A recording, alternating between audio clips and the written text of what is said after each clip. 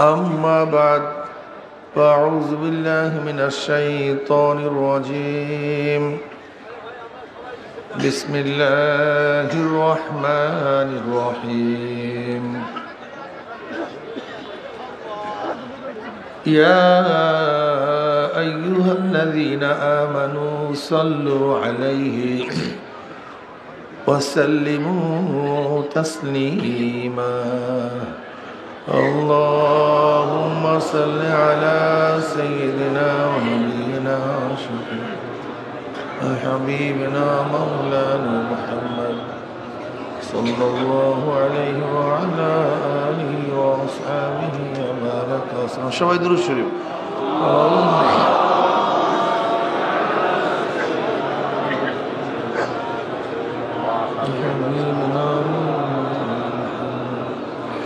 صلى الله عليه وعلى آله وصحبه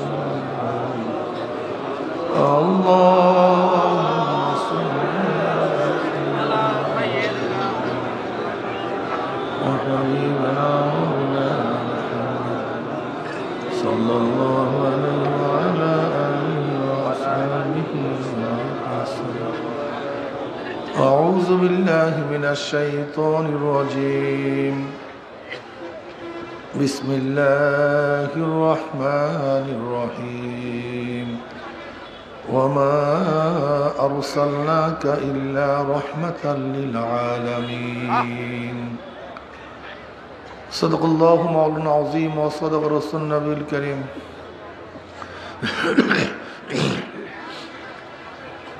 আল্লাহ পাকের বান্দা জনাব মুহাম্মদ রাসূলুল্লাহ সাল্লাল্লাহু আলাইহি ওয়াসাল্লামের উম্মতগণ, আল্লাহ পাক রব্বুল আলামিন আপনাকে আমাকে ফিতনা ফাসাদের জমানায় যখন তাম দুনিয়ার থেকে ইসলাম মুসলমানদেরকে মিটিয়ে দেওয়ার ষড়যন্ত্র চলতেছে, তাম দুনিয়ার মধ্যে ইসলাম মুসলমান থাকবে কি থাকবে না এই প্রশ্নের সৃষ্টি হয়েছে। যে জমানায় মানুষ নেকের কাজ ছাড়তেছে, গুনার কাজ ধরতেছে, শুধু গুনার কাজ ধরেই না বরং গুনার কাজে প্রতিযোগিতা শুরু করছে কে কার আগে জাহান্নামে যাবে। সবাই বলি না আউযু বিল্লাহ। যে জমানায় মানুষ নেকের কাজে আশ্চর্য হয়, গুনার কাজে স্বাভাবিক থাকে, যে জমানায় মুসলমান ইসলামকে পছন্দ করে না বরং নামধারী মুসলমান ইসলামের সবচেয়ে বড় দুশ্মন হয়ে গেছে, যে জমানায় একদল মানুষ শিরক বেদাতকে ইবাদত মনে করে, কবর পূজা, ব্যক্তি পূজা, সমস্ত শিরক বেদাত দাবি করে আমি মারফাতের লাইনের লোক, আমি চিশতিয়া তরিকার লোক, আমি কাদরিয়া তরিকার লোক, আমি তাসাউফ পন্থী, করতেছে শিরক বেদাত, দাবি করে আমি আবেদ। একদল লোক শিরক বেদাতকে ইবাদত মনে করে, আবার আর এক দল যা শিরক বেদাত না তাকে শিরক বেদাত মনে করে। যেমন লামুজহাবিরা, তথাকথিত আহলে হাদিসরা ইমাম মানা, মাযহাব মানাকে শিরক বলে, বেদাত বলে, অথচ এগুলি খুবই জরুরি। একজন সাধারণ মানুষ মাযহাব মানা ব্যতীত, ইমাম মানা ব্যতীত জান্নাতে যাওয়ার কোনো সূরাতই নাই, রাস্তাই নাই। একজন সাধারণ মানুষ যাবে কিভাবে জান্নাতে যদি সে মাযহাব না মানে, ইমাম না মানে? মাযহাব শব্দের অর্থ যাওয়ার স্থান। মাযহাব মানে কি পথ, রাস্তা। অর্থাৎ যেই রাস্তায় উঠলে মানুষ জান্নাতে যেতে পারবে, শরিয়াতে চলতে পারবে, তার নামই তো মাযহাব। কি কথা ঠিক না? দেখেন শরিয়াতের তিনটা দিক। শরিয়াতের কয়টা দিক? সবাই বলেন, আমার সাথে কথা বলবেন, কেউ চুপচাপ থাকবেন না, সবাই কথা বলবেন। শরিয়াতের কয়টা দিক? জাহিরি আমলের সাথে সম্পৃক্ত এলেমকে ইলমুল ফিকহ বলা হয়। জাহিরি নামাজ, রোজা, হজ, যাকাত, মুআমালাত, এই সমস্ত সংক্রান্ত বিষয়ে যে ইলম, সেই ইলমকে কি বলা হয়? ইলমুল ফিকহ। ফিকহ ঈমানের সাথে, বিশ্বাসের সাথে, আকীদার সাথে ইলমকে ইলমুল আকায়েদ বলা হয় বা ইলমুল কালাম। আপনার ঈমান কিভাবে আনবেন, কিসের উপরে বিশ্বাস করলে ঈমান থাকবে, কিসের বিশ্বাস করলে ঈমান থাকবে না, এই সমস্ত বিষয় সম্পর্কে যে ইলমটা, সেই সমস্ত ইলমকে বলা হয় ইলমুল আকায়েদ, ইলমুল কালাম। আকায়েদের নাম ইলমুল কালাম হওয়ার কারণটা কি? আকায়েদের মধ্যে, বিশ্বাসের মধ্যে সমস্যা সৃষ্টি হয়েছিল প্রথম আল্লাহ পাকের কালাম গুণকে কেন্দ্র করে। আমরা বলি না কোরআন আল্লাহর কালাম? কি বলি? আল্লাহর কালাম অর্থ কি? আল্লাহর কথা, আল্লাহর বক্তব্য, আল্লাহর বাণী, এর নামই তো কালাম। এখানে মাসআলা আসছে যে আল্লাহ পাকের কালাম গুণ, কথা বলার গুণ, এটা কাদিম না হাদিস? এটা আল্লাহর পরে না আল্লাহর সাথে? এই গুণটা কি আল্লাহর প্রথম থেকেই ছিল না পরবর্তী আল্লাহ পাক সৃষ্টি করছেন?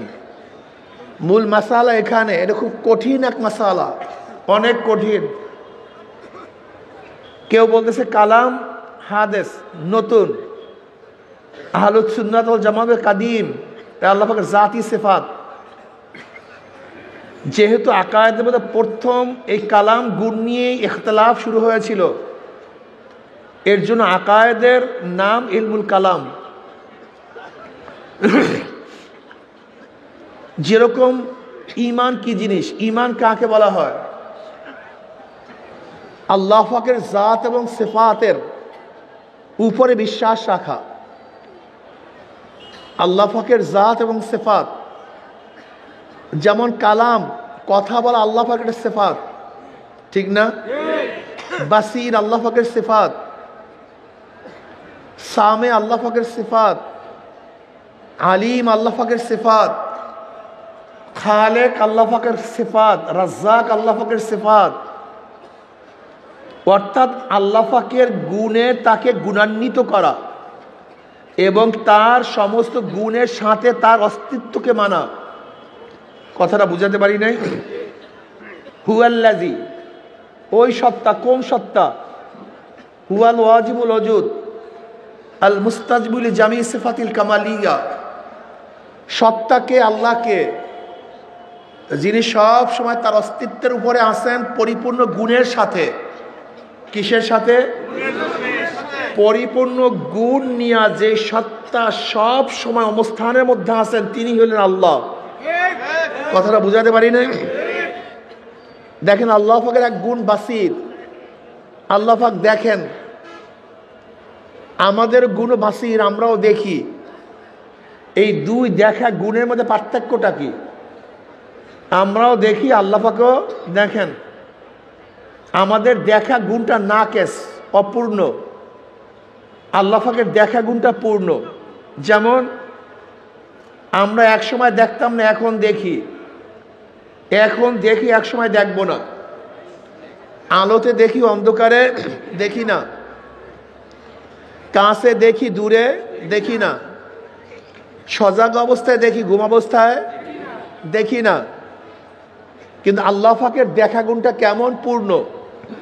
তিনি আগেও দেখতেন, এখনো দেখেন, ভবিষ্যতেও দেখবেন। তিনি আলোতেও দেখেন, অন্ধকারেও দেখেন, কাছেও দেখেন, দূরেও দেখেন। তাহলে আমাদের গুণটা অপূর্ণ, আল্লাহ পাকের গুণটা পূর্ণ।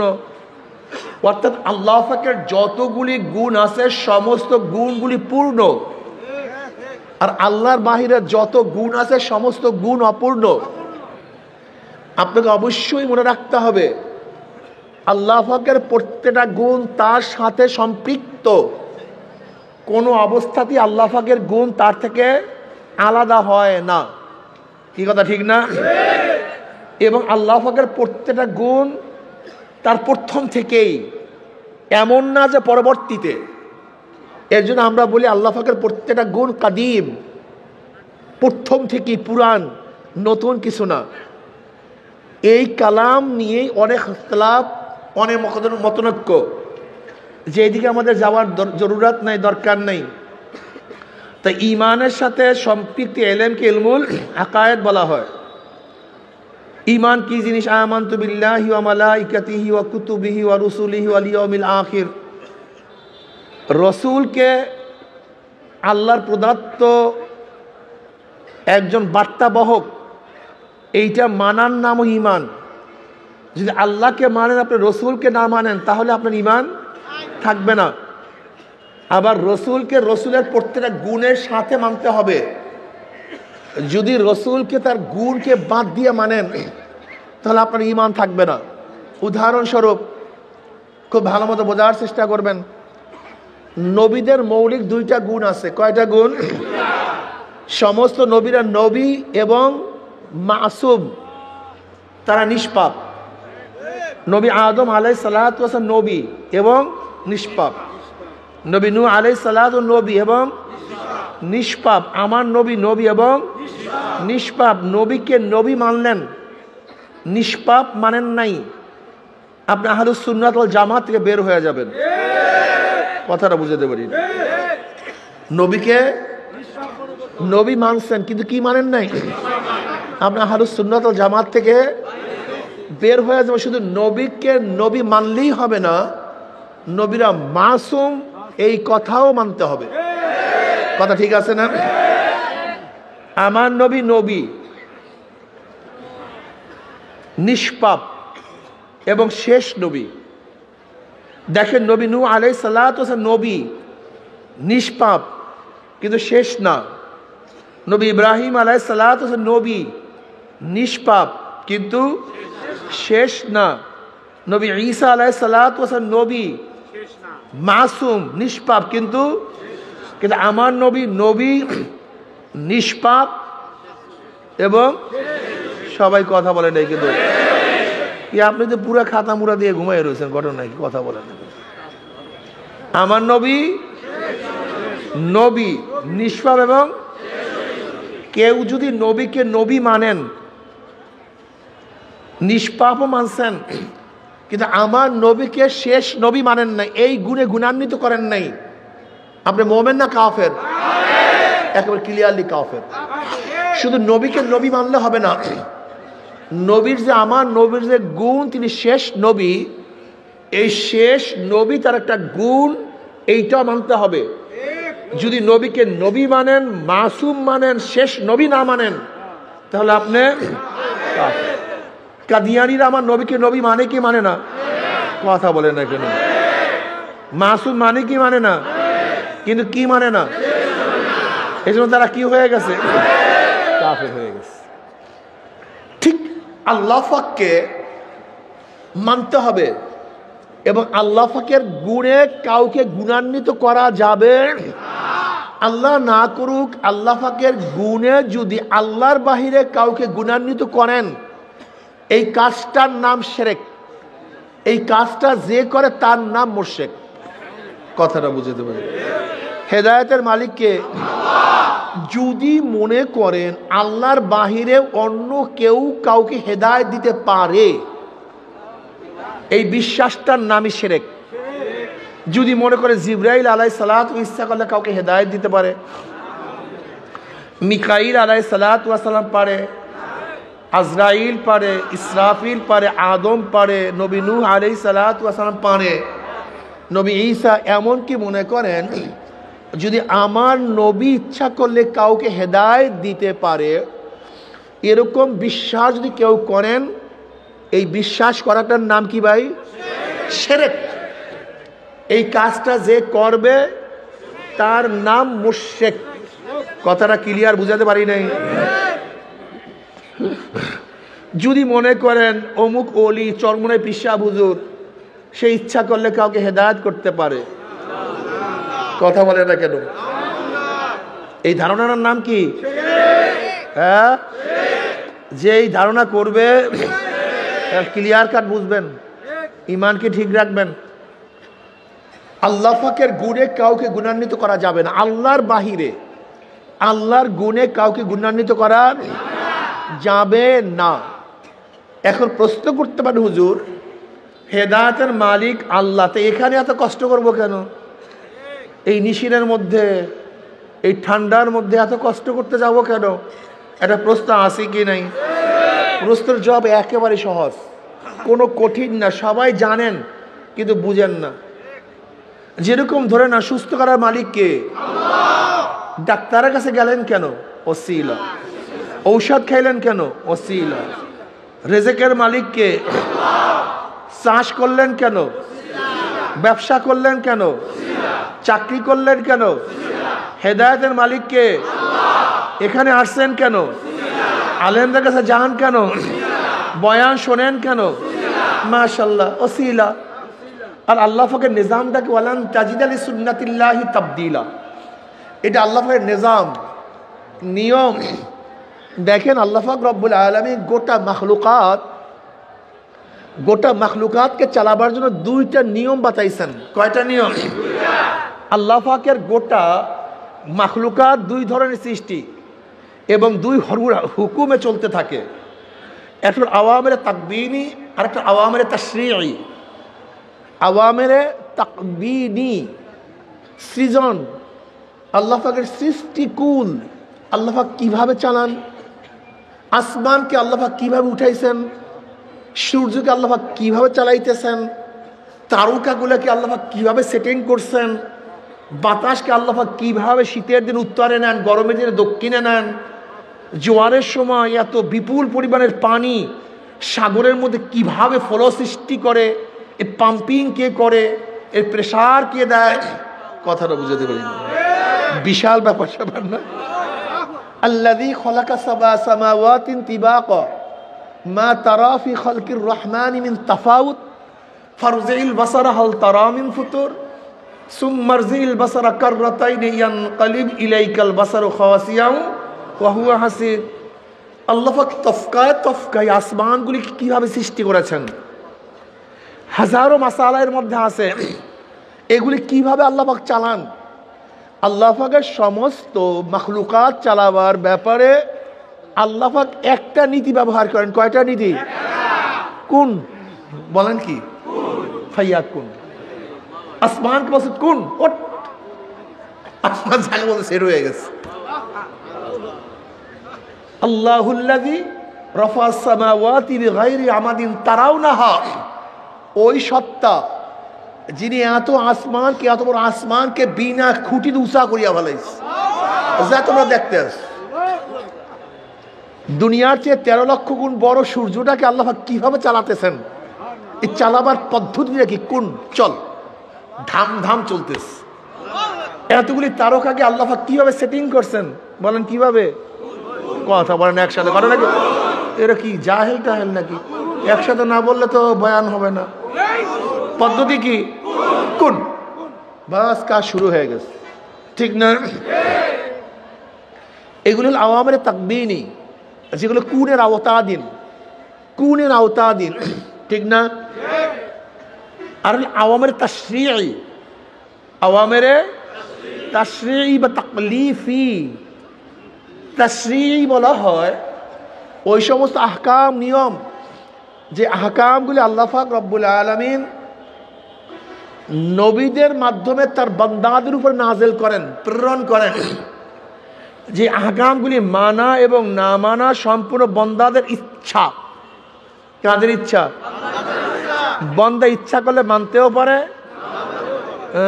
এখানেই মাসালা খুব কঠিন। বান্দা ইচ্ছা করলে মানতেও পারে, বান্দা ইচ্ছা করলে নাও মানতে পারে। যদি আদেশগুলি মানে এবং বান্দা নিষেধগুলি অমান্য করে, না মানে, তাহলে বান্দা কি হয়ে যায়? মোমেন, মুত্তাকিন, আবিদিন, সলিহিন, কানিতিন, ওলি, গাউস, কুতুব, বিভিন্ন আওসা, বিভিন্ন গুণানে গুণান্বিত হয়ে বান্দা জান্নাতে চলে যায়। আবার আদেশ সমূহ যদি বান্দা পালন না করে আর নিষেধ সমূহ যদি বান্দা বর্জন না করে, বন্দা কাফের, মুশরিক, জালেম, ফাসিক, মুনাফিক, বিভিন্ন গুণে গুণান্বিত হয়ে বন্দা জাহান্নামে চলে যায়। এই হুকুমগুলির নাম কি? শরীয়ত। বলেন কি? এগুলি কাদের মাধ্যমে নাজিল হয়েছে? আপনার কথা না বললে কিন্তু এই জাহেলের সামনে বয়ান করবো না ভাই। এই আপনি ওরম বলছেন গাই মিয়া, ঠিক মতো বল, এটা ক্লাস চলতেছে, ঠিক মতো বল। সবাই জেহান ঠিক করেন। কাদের মাধ্যমে নাজেল হয়েছে? কাদের উপরে নাজেল হয়েছে?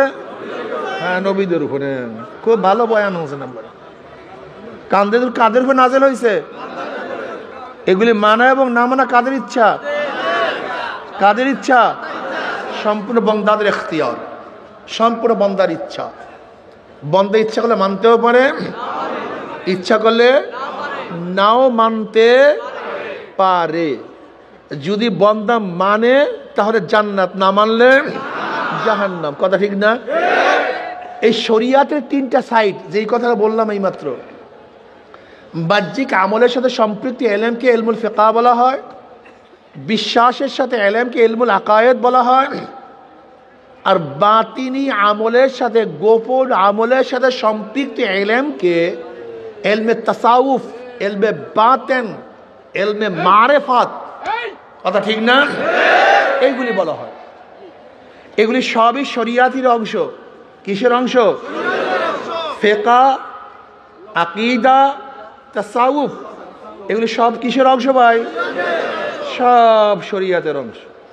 এখন কেউ যদি মনে করেন হুজুর আমি শরিয়াত মানি না, মারিফাত মানি, আবার কেউ যদি বলেন হুজুর আমি মারিফাত মানি, শরিয়াত মানি না, গাধা, তুমি শরিয়াত বুঝোই নেই। শরিয়াত শব্দ অর্থ কি? মা লাহা ওয়া মা আলাইহা, জাহের, বাতেন, ঈমান, আমল সবার সমন্বয়ের নামই শরিয়াত। কথা ঠিক না? মাশাআল্লাহ। এই শরিয়াত চলার জন্য যেই পদ্ধতি প্রক্রিয়া গ্রহণ করা হয়, শরিয়াতের উপরে আমল করার জন্য যেই পদ্ধতি প্রক্রিয়া পন্থা গ্রহণ করা হয় তার নাম তরিকত। এই যে শোনেন না তরিকা, তরিকাটা কি? তরিকা শরিয়াতের আমল করার জন্য একটা পদ্ধতি, যেন শরিয়াতের আমল করা যায় সহজে। বুঝাতে পারি নাই। এবার আসেন মাসালা। ওলামায়ে কেরাম, তোলাবায়ে ইলম, এবার খুব ভালো মতো শুনবেন, এই কথা হৃদয়ঙ্গম করবেন। তরিকত কিসের জন্য জানি?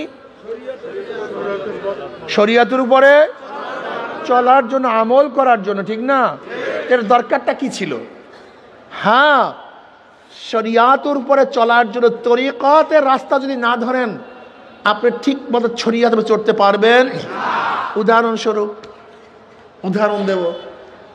দেখেন, জনাব মুহাম্মদ রাসূলুল্লাহ সাল্লাল্লাহু আলাইহি ওয়াসাল্লাম উম্মে হানি রাদিয়াল্লাহু তাআলার ঘরে গেলেন। উম্মে হানি রাদিয়াল্লাহু তাআলা বললেন, ইয়া নবী আল্লাহ, ইয়া রাসূলুল্লাহ, বুড়া হয়ে গেছে, বৃদ্ধা হয়ে গেছে, সারা রাত্রে ইবাদত করার মতো আর সুযোগ নাই, শক্তিও নাই। এমন কিছু আমলের কথা বলে দেন যেন যে আমলগুলি সহজে করে আল্লাহর নৈকট্য লাভ করতে পারি। নবী আলাইহিস সালাতু ওয়াস সালাম বললেন না সাল্লাল্লাহু আলাইহি ওয়াসাল্লাম, উম্মে হানি তুই প্রতিদিন 100 বার সুবহানাল্লাহ পড়ো। কতবার? হ্যাঁ, লাভটা কি? ইসমাইল আলাইহিস সালাতু ওয়াস সালামের বংশের 100 গোলাম আজাদ করলে যেই পরিমাণের সওয়াব, এই পরিমাণের সওয়াব হয়ে যাবে। উম্মে হানি 100 বার আলহামদুলিল্লাহ পড়ো।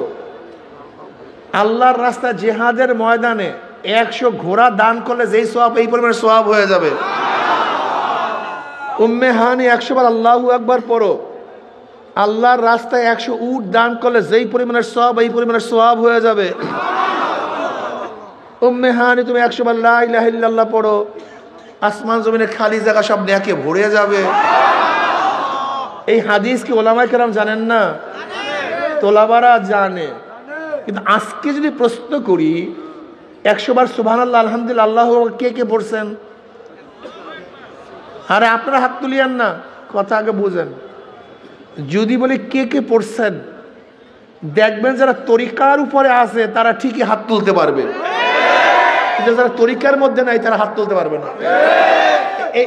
এর জন্য তরিকা মানে জানা না, তরিকা মানে জানা না, তরিকা মানে যা জানছি, যা আমার জানা আছে, সেই কাজগুলি কেন করতে পারি না, সেই কাজগুলি যেন সহজে করতে পারি, এর জন্যই তরিকা। দেখেন, ইরশাদ নামাজ সম্পর্কে ওলামায়ে কেরাম জানে, আওয়াবিন সম্পর্কে ওলামায়ে কেরাম জানে না তা না, কিন্তু আজকে যদি হাত তুলতে বলি যে আওয়াবিন নামাজ কে কে পড়ছেন, দেখবেন অধিকাংশ ওলামায়ে কেরাম হাত তুলতে তোলাবারা পারবে, কিন্তু যারা তরিকাতপন্থী, তরিকার লাইনে আছে, তারাই হাত তুলতে পারবে। তার মানে তরিকা হলো শরিয়াত আমল করার জন্য। তুমি কেন বুঝো না? রশিদ আহমদ গঙ্গুই রহমতুল্লাহ আলাইহি ফকিহুন নফস, হাফিজুল হাদিস, তিনি বুখারী মুসলিম সহ সমস্ত সিয়াসতের কিতাবগুলি বছরের শুরুর থেকে শেষ পর্যন্ত একাই পড়াতেন, তার ইলমের কোনো কমতি ছিল না। এই রশিদ আহমদ গঙ্গুই রহমতুল্লাহ আলাইহি হাজী সাহেব রহমতুল্লাহ আলাইহির কাছে বয়াত কেন হয়েছিলেন? জানার জন্য নয়, বরং যা জানেন তার উপরে কিভাবে আমল করতে পারে তার জন্যই তরিকার মধ্যে উঠছেন। হুজ্জাতুল ইসলাম কাসেম নানদুর রহমতুল্লাহ আলাইহি জানেন কত বড় আলেম, বুখারীর শেষ 5 পারার যিনি হাসিয়া লিখছেন, কাসেম নানদুর রহমতুল্লাহ হুজ্জাতুল ইসলাম, ইমামুল মান্তাক মামলুক আলী সাহেব রহমতুল্লাহ আলাইহি উভয় সাথী রশিদ আহমদ গঙ্গোহী এবং কাসেম নানদুর রহমতুল্লাহ আলাইহুমা, এরা উভয় মামলুক আলী সাহেব রহমতুল্লাহ আলাইহির শাগরাদ। যদিও রশিদ আহমদ গঙ্গোহী রহমতুল্লাহ আলাইহি বয়সে একটু বড় ছিলেন, এই দুই হাম সবক ওই হাজী ইমদাদুল্লাহ মুহাজির বক্কি রহমতুল্লাহ আলাইহির কাছে বয়াত কেন হয়েছিলেন? কিতাব জানার জন্য নয়, তারা অনেক অনেক জানেন, কিন্তু হাজী সাহেব রহমতুল্লাহ বয়াত হয়েছিলেন যা জানেন তারপর আমল করার জন্য। হাকিমুল উম্মত আশরাফ আলী থানভী রহমতুল্লাহ আলাইহি, আল্লাহ পাক তাকে এত মেধা, এত প্রজ্ঞা, এত জ্ঞান দান করছেন। আমার ধারণা যদি তিনি কিয়ামত পর্যন্ত হায়াত পাইতেন আর কিয়ামত পর্যন্ত লিখতে থাকতেন, তাহলে কলমের কালি শেষ হয়েছে, কিন্তু তার ইলম এবং প্রজ্ঞা শেষ হইতো না। আল্লাহ পাক এত জ্ঞান তাকে দান করছেন। এই আশরাফ আলী থানভী রহমতুল্লাহ আলাইহি হাজী সাহেব রহমতুল্লাহ আলাইহি বয়াত গ্রহণ করেছেন জানার জন্য না। কিসের জন্য না? জানার জন্য না, বরং যা জানেন তার উপরে, এর নামই তরিকা। রিয়া হারাম সমস্ত আলেমরা জানে, কিন্তু রিয়ার মুক্ত হতে পারে না। কিবর হারাম সমস্ত উলামায়ে কেরাম জানে, কিন্তু মুক্ত হতে পারে না। হুব্বে হারাম সবাই জানে, মুক্ত হতে পারে না। কথা ঠিক না?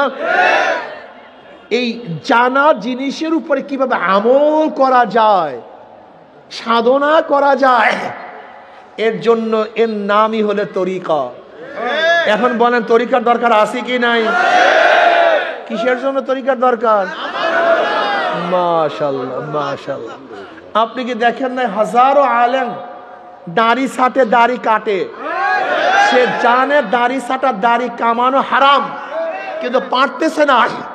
কিন্তু হাজারো সাধারণ মানুষ যারা ইলম অর্জন করে নাই, কিন্তু তরিকার লাইনে আসার পরে তাদের চেহারার মধ্যে দাড়ি উঠিয়া গেছে, কান্নার মধ্যে হাজারো ফজিলাত আছে, ওলামায়ে কেরাম জানে, কিন্তু চোখে পানি আসে না।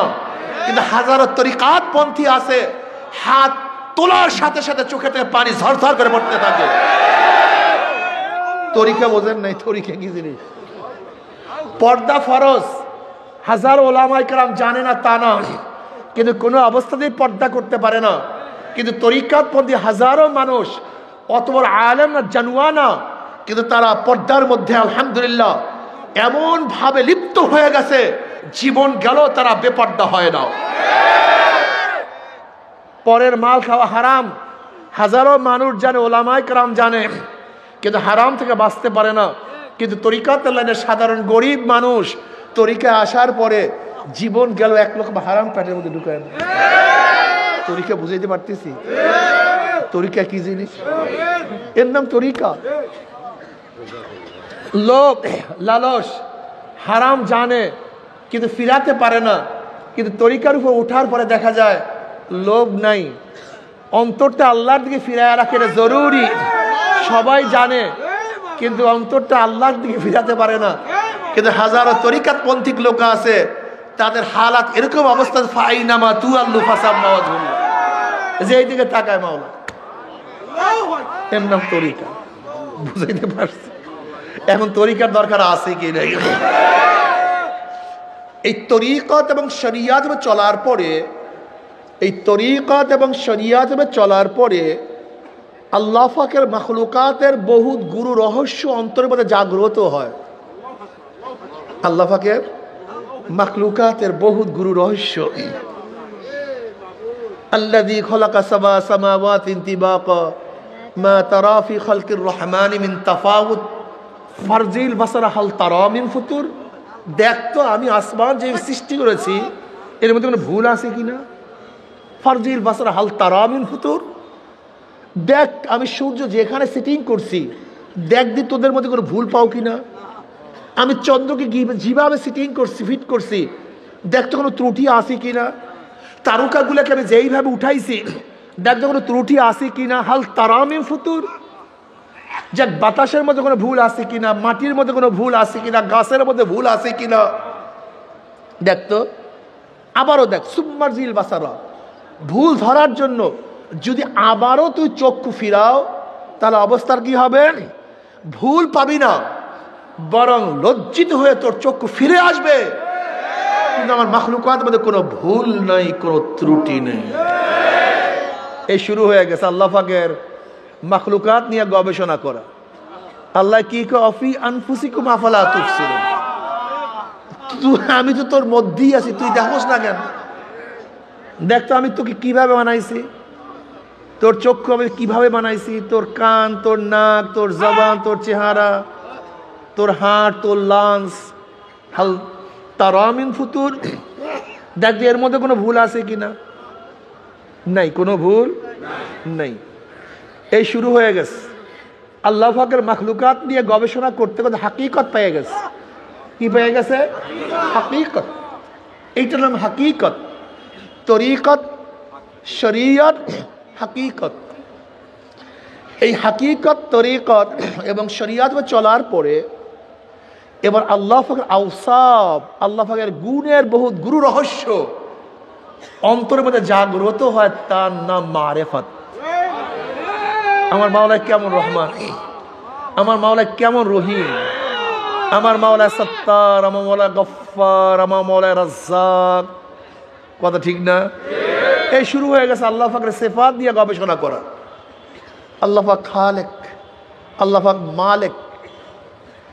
এই বাস আল্লাহ পাকের গুণের হাজারো গুরু রহস্য অন্তর মধ্যে জাগ্রত হয়। তখন অবস্থা কি? মারেফত। সে পরিচয় লাভ করছে। কার পরিচয় লাভ করছে? আল্লাহর পরিচয় লাভ করছে। এই মারেফত যখন অর্জিত হয় তখন মানুষের তফকা বাড়তে থাকে। কি বাড়তে থাকে? তফকা বাড়তে থাকে। তখন তফকা কোথায় গিয়া পুষে? বেলালে হাবশি রাদিয়াল্লাহু তাআলা আনহু, গোলাম জাত গোলাম, নিজেও গোলাম, বাবায় গোলাম, দাদায় গোলাম, 1 টাকার মালিক না, কালো কুচ্ছিত। কিন্তু মাওলার প্রেমে পড়িয়া ঈমান আনার পরে, ইবাদত করার পরে আল্লাহ পাক তার তফকা, তার মর্যাদা কেমন বাড়ায়া দিছে। বেলালে হাবশি হাটে জমিনের মধ্যে, পায়ের আওয়াজ আরশের মধ্যে। কি বুঝলেন? হাটে জমিনের মধ্যে, পায়ের আওয়াজ আরশের মধ্যে। আজান দেয় জমিনের মধ্যে, 7 তবক আসমান ভেদ করে আওয়াজ চলে যায় আরশের মধ্যে। কিয়ামতের ময়দানে বেলালে হাবশি তার মর্যাদা কেমন হবে? নবী আলাইহিস সালাতু ওয়াস সালাম যে উটের উপরে থাকবেন, সে উটের লাগাম থাকবে বেলালে হাবশির হাতের মধ্যে। বুঝেন অবস্থাটা?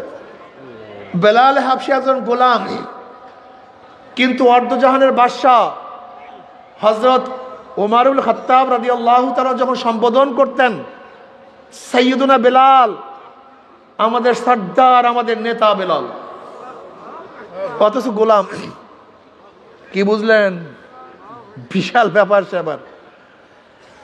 যখন এই হালাত পয়দা হয়ে যায়, ওয়ান আবি হুরায়রা রাদিয়াল্লাহু তাআলা قال قال رسول الله صلى الله عليه وسلم قال الله عز وجل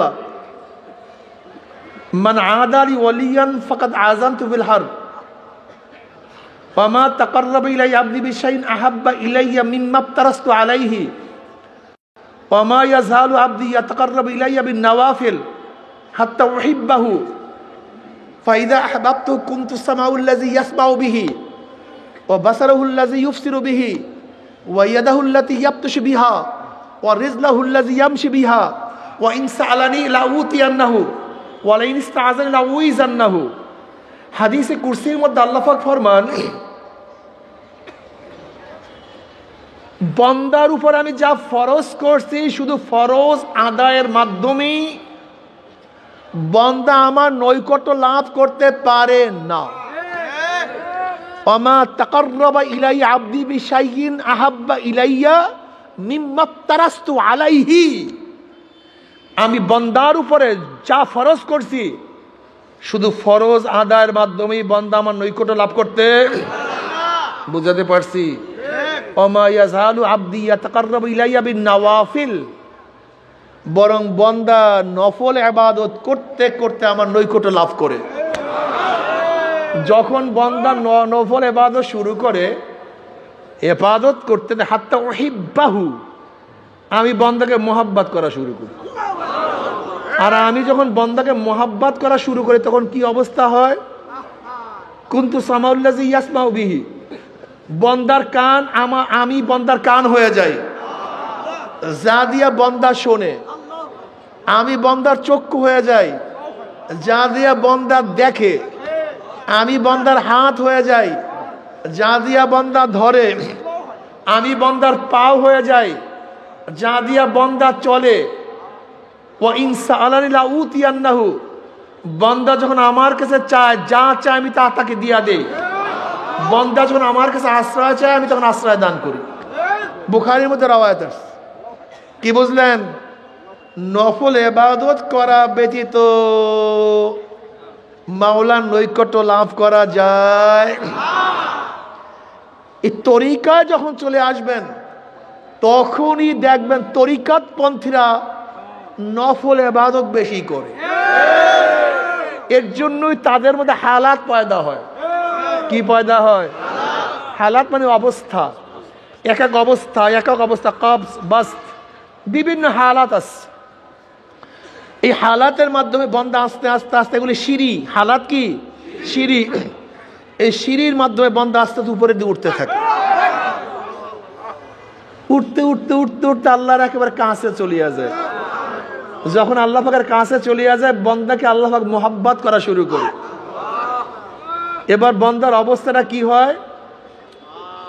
বান্দার চক্ষু আল্লাহর চক্ষু হয়ে যায়, যা দিয়া বান্দা দেখে।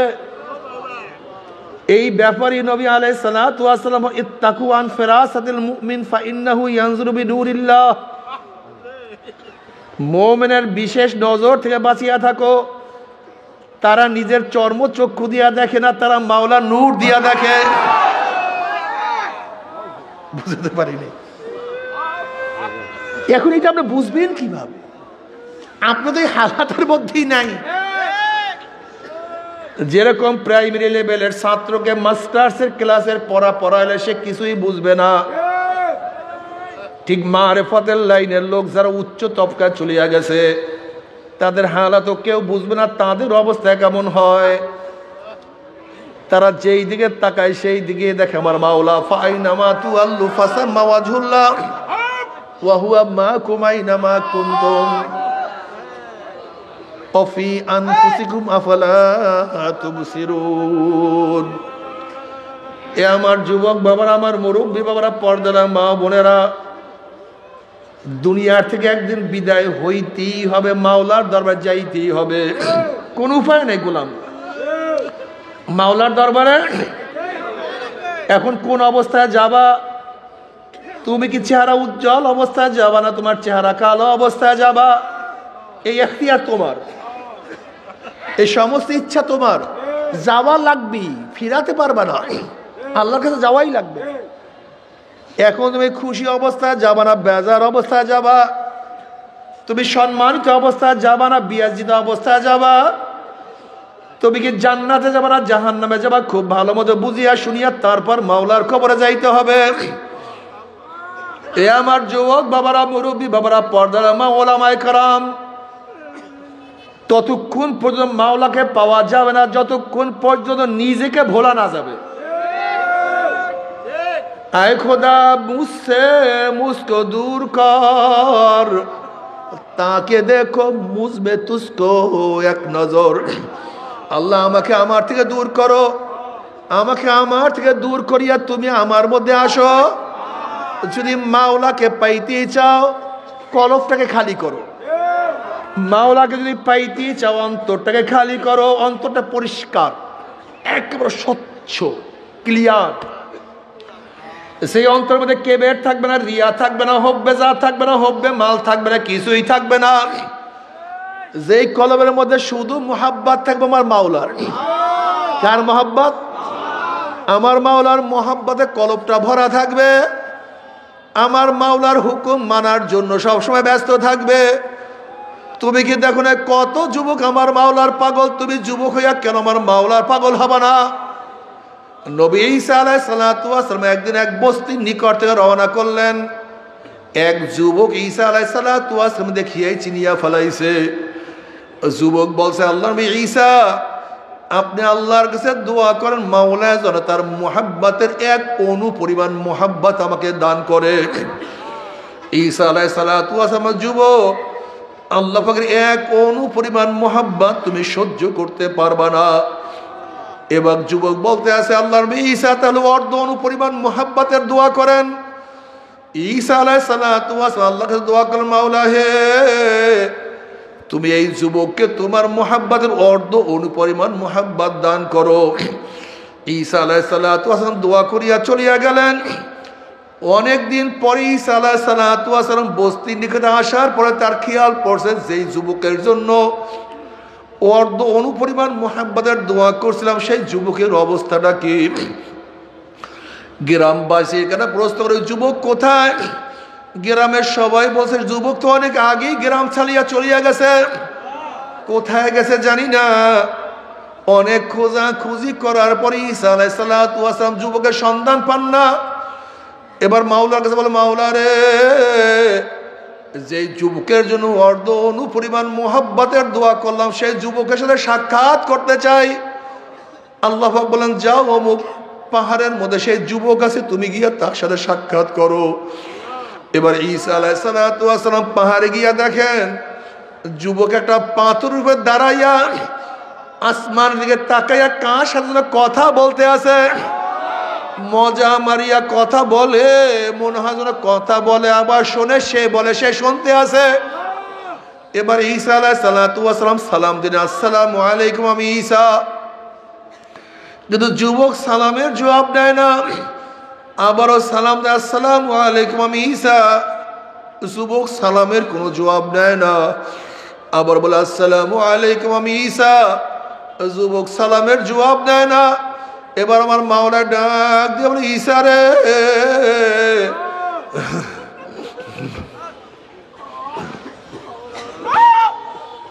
ঈসা রে, যার কলবের মধ্যে আমার অর্ধ অণু পরিমাণ মুহাব্বত ঢুকছে, আমি আমার জাতে পাকের কসম খেয়া বলতে পারি আমার বাইরে সে আর কাউকে চিনতে পারে না। যেদার দেখতা হো মাই তু হি তু হ্যায়, तू ही तू है, तू ही तू, हर गुल में तू है, रंग में तू है, बो में तू, जिधर देखता हो भाई तू ही तू है, तू ही तू। বাবার আল্লাহ ওদের চক্ষু আর তোমার আমার চক্ষু সম্পূর্ণ ভিন্ন। তুমি আমি ফুল দেখি, কিন্তু আল্লাহর ওলিরা ফুলের দিকে তাকাই আমার মাওলাকে দেখে। আমার মাওলায় ফুলটাকে কেমনে বানাইলো? এত সুন্দর ফুলটা কিভাবে আমার মাওলা বানাইলো? আমার মাওলা আহসানুল খালিকিন, আমার মাওলা কত সুন্দর স্রষ্টা। তুমি আমি ফুলের রং দেখি আল্লাহ ওয়ালারা চিন্তা করে আমার মাওলাই ফুলের মধ্যে এত সুন্দর কিভাবে রং লাগাইলো। গোলাপের মধ্যে পাপড়ি গুলির মধ্যে কত ডিজাইনের ফুল, কত ডিজাইনের রং।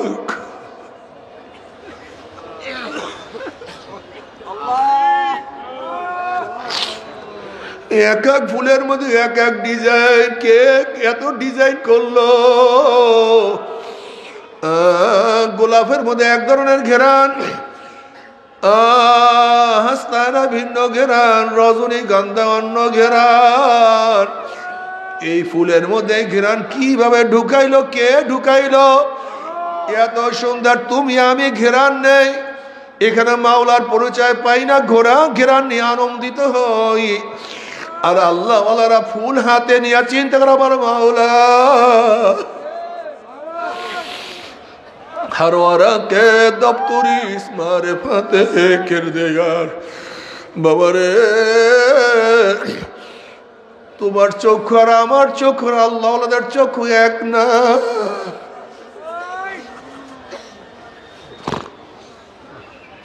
তোমার কান আমার কান আর আল্লাহ ওয়ালাদের কান তো এক না। আল্লাহ তুমি আমি শুধু পাখির শব্দ শুনি, পাখির আওয়াজ শুনি, আর আল্লাহ আওয়াজের মধ্যে আমার মাওলার জিকিরের আওয়াজ পায়। কুল্লুন কদ আলেমা সালাতাহু ওয়া তাসবিহাহু, প্রত্যেকটা মাখলুক আমার মাওলার জিকির করে।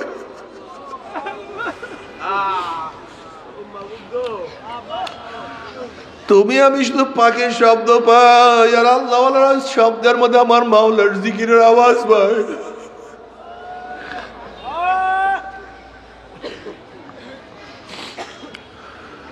এ যুবক বাবারা, আমার মুরব্বী বাবারা, তুমি কি আল্লাহ অবস্থা দেখো না? তাদের হালাত কি, তাদের অবস্থা কি কত সুন্দর। সারাদিন ফেকের মধ্যে থাকে, চিন্তার মধ্যে। যেরকম কম্পাসের কাঁটা তুমি যতই ঝাড়কিন দাও না কেন, আবার দেখবো কম্পাসের কাঁটা উত্তর দক্ষিণ হয়ে গেছে। যতই তুমি নাড়াও না কেন, আবারও দেখবা কম্পাসের কাঁটা সে উত্তর দক্ষিণ হয়ে গেছে। ঠিক আল্লাহ ওয়ালাদের কলম যতই ঝাড়কিন দাও না কেন, তাদের কলমটা মাওলা মুখী হয়ে থাকে। তাদের কলম সব সময় মাওলার ফেকের। আমার মাওলাই কই, আমার মাওলাই কই বাবা রে।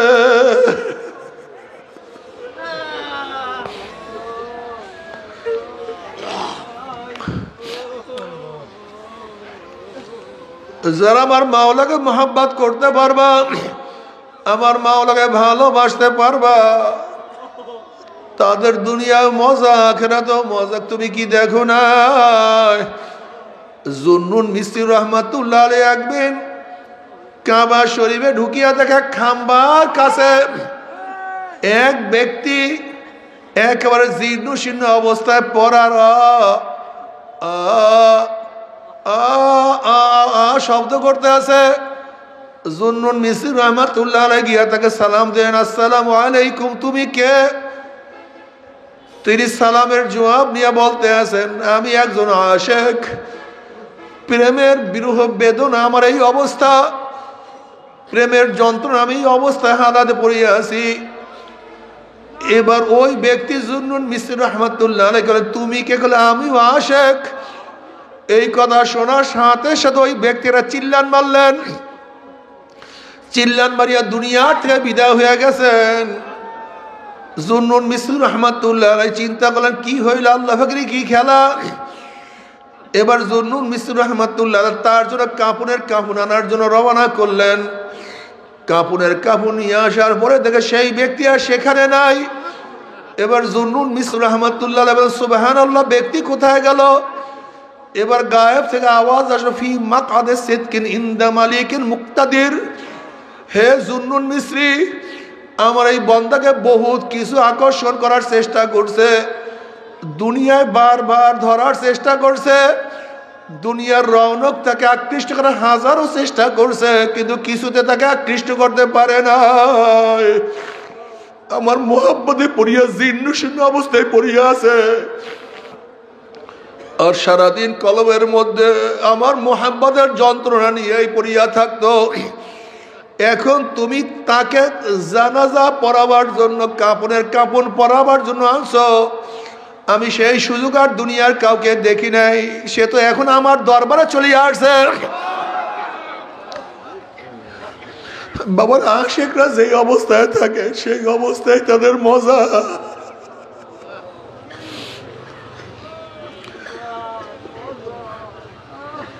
মনসুর হাল্লাজ রহমাতুল্লাহ আলাইকে যখন আটকানো হইল, জেলের মধ্যে আবদ্ধ করা হইল,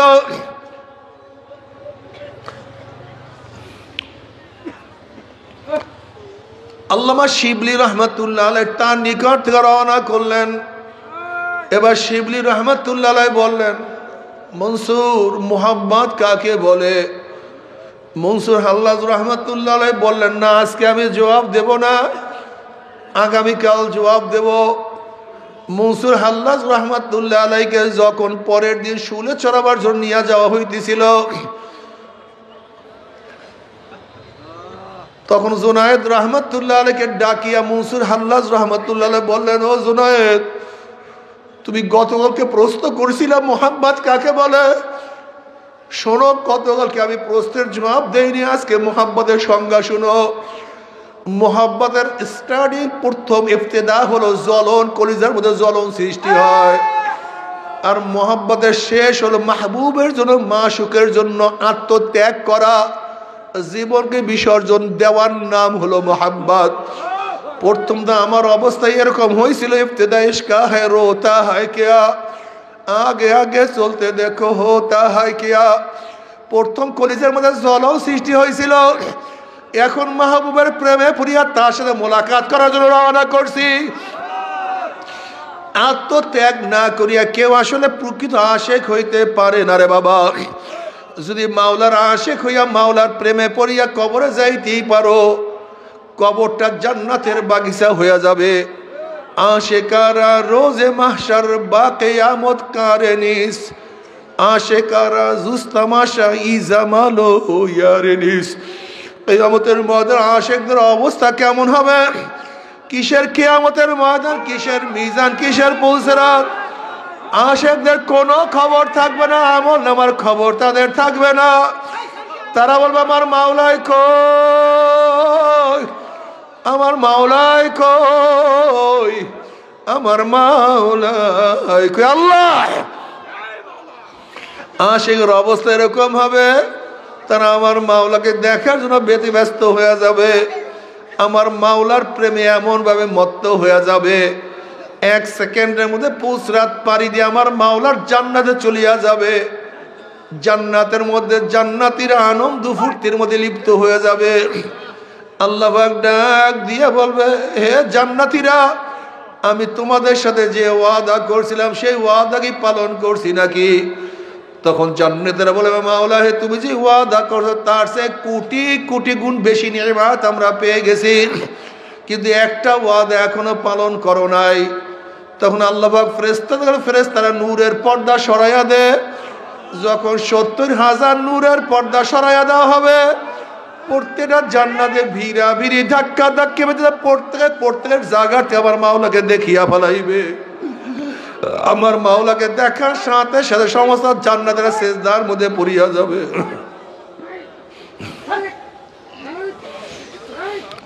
এক সেজদার মধ্যে কোন রওয়ায়াতের মধ্যে আছে 40,000, কোন রওয়ায়াতের মধ্যে আছে 70,000 বছর কাটিয়া যাবে। হুশ নাই,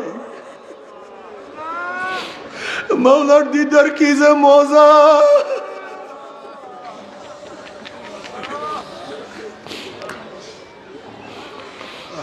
মান আহাব্বা লিকা আল্লাহ আহাব্বাল্লাহু লিকাহু ওয়া মান কারিহা লিকা আল্লাহ কারিহাল্লাহু লিকাহু। যারা আমার মাওলার সাথে সাক্ষাৎ করার জন্য অপেক্ষায় থাকে, আগ্রহ করে আমার মাওলা তাদের সাথে সাক্ষাতের অপেক্ষায় আছে। আর যারা আমার মাওলার সাথে সাক্ষাৎ করতে চায় না, আমার মাওলা কপাল পরার সাথে সাক্ষাৎ দিবে না। ও যুবক বাবারা, মুরব্বী বাবারা, যদি কিছু দেখতে চাও আমার মাওলাকে দেখার জন্য পাগল হইয়া যাও। আমার মাওলায় কি যে মজা, আল্লাহ তোমাকে একটা নজর দেখার তৌফিক দিয়ে দিই। আমার মাওলায় কি যে মজা, আল্লাহ।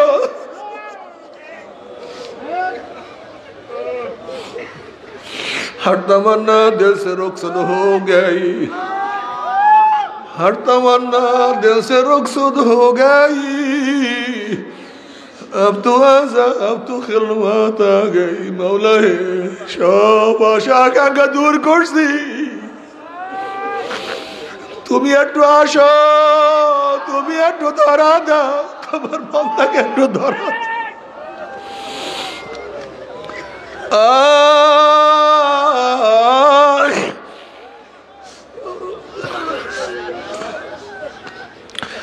বাবারে মাওলার প্রেমে পড়িয়া যাও, কি যে মজা, কি যে মজা, কি যে মজা।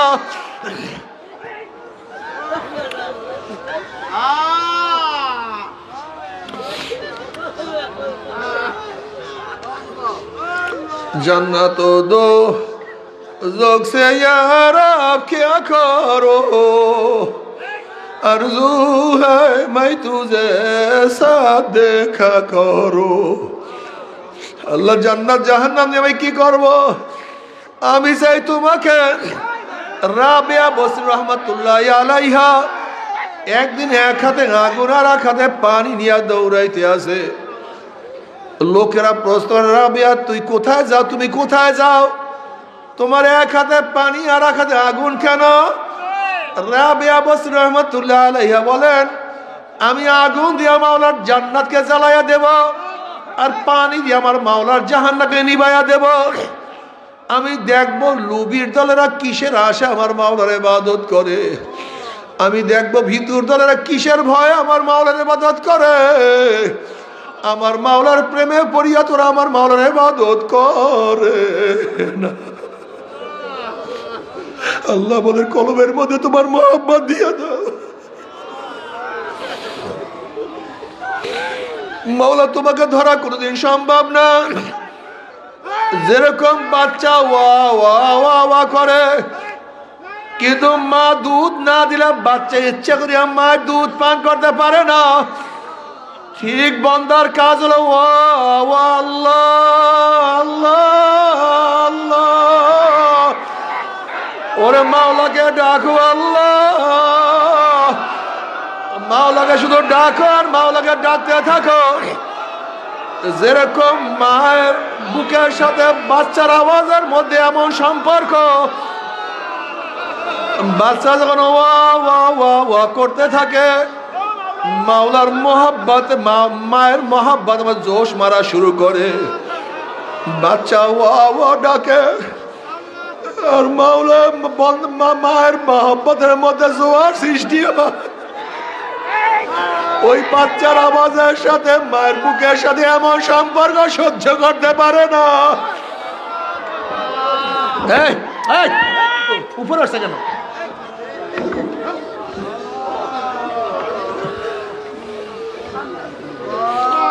বাচ্চার আওয়াজ এত মারাত্মক, বাচ্চার আওয়াজ মা সহ্য করতে পারে না।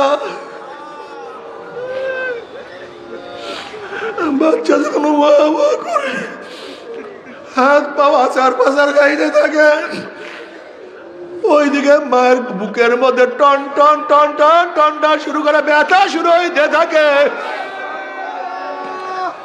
যদি বাচ্চার সাথে মায়ের এরকম কানেকশন হইতে পারে, আমার মাওলা তো মায়ের সে 1000 গুণ বেশি মহব্বত করে বান্দাকে।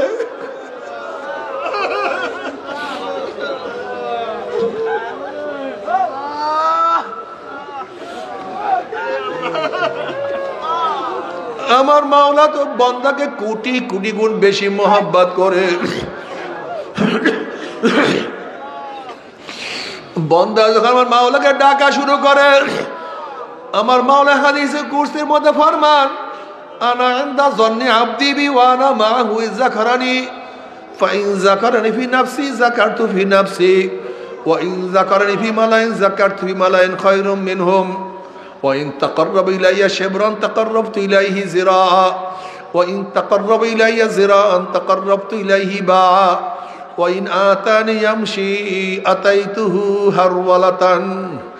বান্দা যখন আমার মাওলাকে ডাকে, আমার মাওলার কুদরতি পরাণের মধ্যে জোশ মারা শুরু করে, আমার মাওলা জোশ মারা শুরু করে।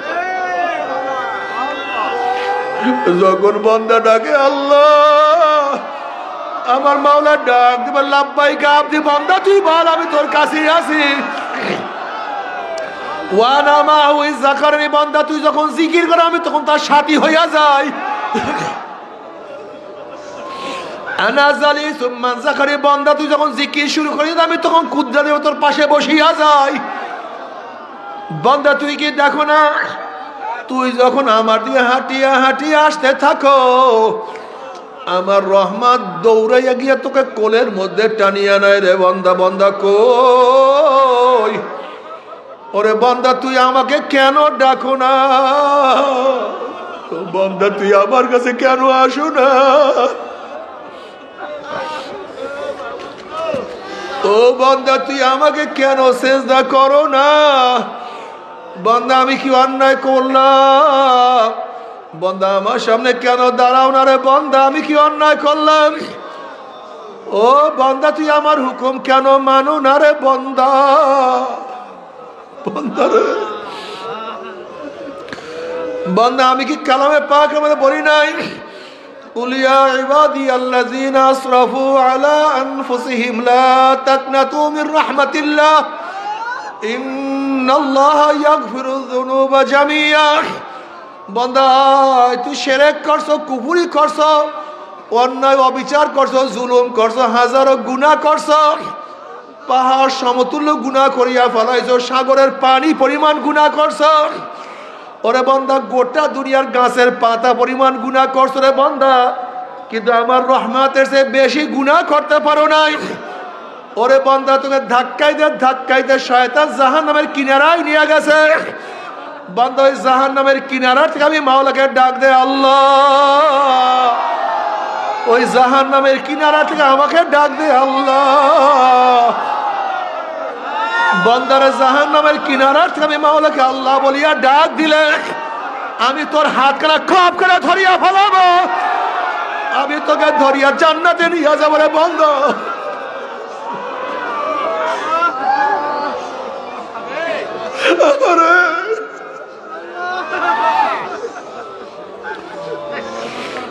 আমার মাওলা এত মেহেরবান, এত দয়াবান, সেই মাওলাকে ভুলিয়া কোথায় যাও, আল্লাহ তুমি মাফ করিয়া দিও।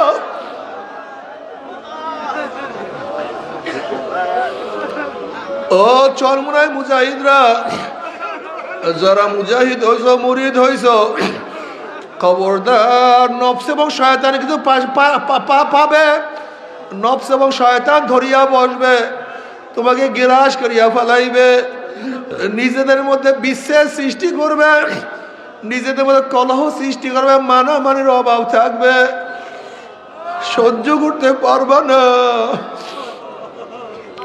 ও মুজাহিদ তুমি খেয়াল করো, প্রথম যখন মুজাহিদ ছিলাম তখন কলবের হালত কত সুন্দর ছিল,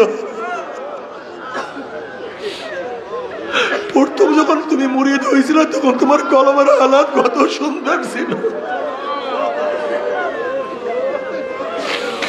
একটু চিন্তা করিয়া দেখো কি যে তখন কলমের মজা, সেই অবস্থা এখন আর নাই, আল্লাহ মাফ করিয়া দেয়।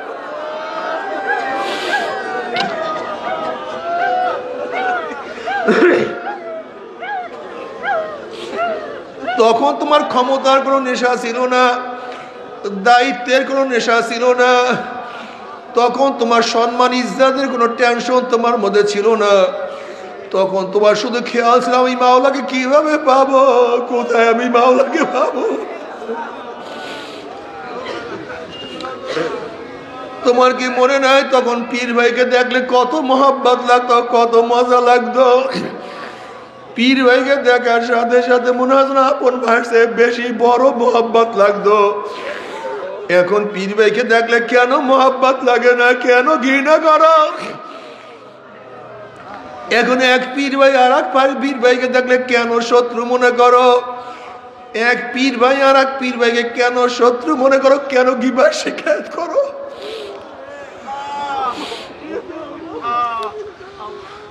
তুমি নিজেকে বলতে পারো না, আর নিজেকে না বলা পর্যন্ত আমার মাওলাকেও কিন্তু পাওয়া যাবে না।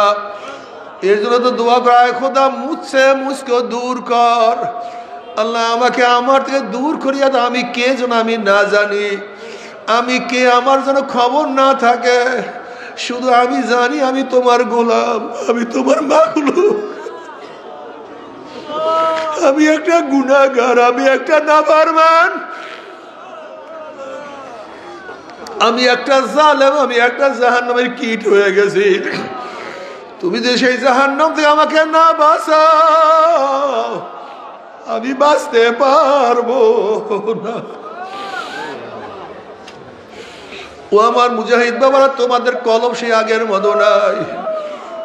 তুমি খেয়াল করিয়া দেখো, নতুন মুজাহিদ যখন হয়েছিল তখন কলমের হালাত কত সুন্দর, কত পরিষ্কার।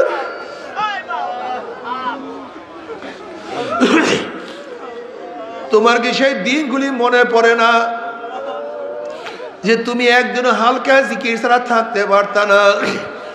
তোমার কি সেই দিনগুলি মনে পড়ে না? তুমি সবক বাদ দিলে মনে হয় কি হারাইয়া ফেলাইছো? তোমার কি সেই কথা মনে পড়ে না? মোনাজাত ধরলে চোখের পানি।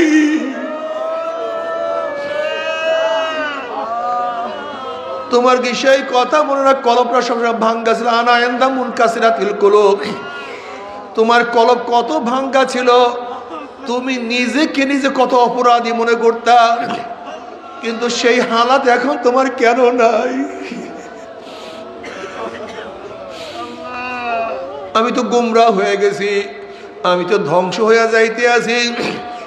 আমার এই সমস্ত দায়িত্ব ভাই তো কিছু না, যদি মাওলাকে না নিয়ে কবরে যায় আমার তো উপায় থাকবে না। আল্লাহ না করুক তরিকার যে জিম্মা আমার উপরে আসছে যে আমি আদায় না করি, তা আল্লাহর কাছে কি জবাব দেব? এত বড় জিম্মা আমি তো আদায় করতে পারলাম না।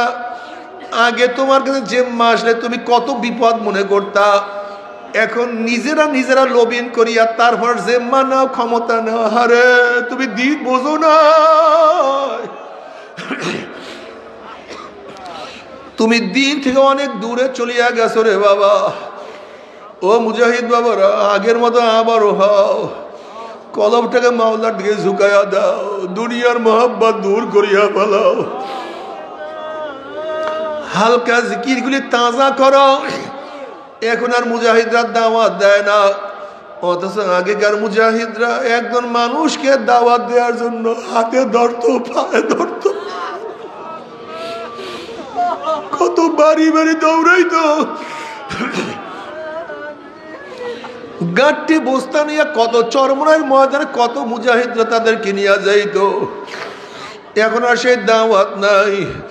মফস্বলে একটা মাহফিল হইলে এক একজন মুজাহিদ এক একটা গাড়ি নিয়ে লোকদেরকে দাওয়াত দিয়ে মাহফিলে নিয়ে আসতো। তাদের খেয়াল ছিল আল্লাহ বলার লোকদেরকে কিভাবে আল্লাহর সাথে মিলাইয়া দেওয়া যায়, একজন বেনামাজিকে কিভাবে নামাজি বানানো যায়। কলবের মধ্যে এমন ব্যথা সৃষ্টি হয়েছে, হয়তো আমি পারবো না, আল্লাহ ওনাদের কাছে নিয়ে যাই, দেখি তাদের বয়ানে আমার মাওলা তাদেরকে হেদায়েত দেয় কিনা। সেই ব্যথাও তোমার কলবের মধ্যে নাই, অন্তরের মধ্যে নাই। তার মানে হলো তোমার তারা কি হওয়া উচিত ছিল, তোমার আল্লাহর দিকে বেশি অগ্রসর হওয়া উচিত ছিল, কিন্তু নফস এবং শয়তান তোমাকে আমাকে গ্রাস করিয়া ফেলাইছে। আজকের থেকে তওবা করো, আমি পীর ভাইয়ের সাথে খারাপ ব্যবহার করব না। আল মুমিনু কারজুলুন ওয়াহিদ, ইন ইশতাকা আইনু ইশতাকা কুল্লু, আইন ইশতাকা রাসু ইশতাকা কুল্লু। আমি যার গিবা শিকায়ত করছি আমি তার কাছে মাপ চাবো, আমি তার কাছে গিয়া ক্ষমা চাবো। যদি মাওলার মাওলা আমাকে মাফ করিয়া দেয়, আমি নাজাত পেয়ে গেছি। আর যদি মাওলা আমাকে মাফ না করে আমার তো উপায় হবে না। আল্লাহ ও মুজাহিদ দাওয়াত দিতে থাকো, আল্লাহ বলার লোকদেরকে দাওয়াত দাও, হাতে ধরো, পায়ে ধরো, কাছে কাছে যাও। আজকে ইসলামের দুশ্মনরা মুসলমানদেরকে গুমরাহ করার জন্য হাজারো চাল, হাজারো ফন্দি আঁকছে। তুমি আমি যদি তাদের কাছে দাওয়াত নিয়ে না যাই তাহলে তাদেরকে শয়তান ধরিয়া ফেলাইবে, ইসলামের দুশ্মনরা তাদেরকে গ্রাস করিয়া ফেলাইবে। এর জন্য প্রত্যেকের কাছে কাছে যাও, দাওয়াত দিতে থাকো, আল্লাহ বলার লোকদেরকে আল্লাহর সাথে মিলাইয়া দেওয়ার চেষ্টা করতে থাকো।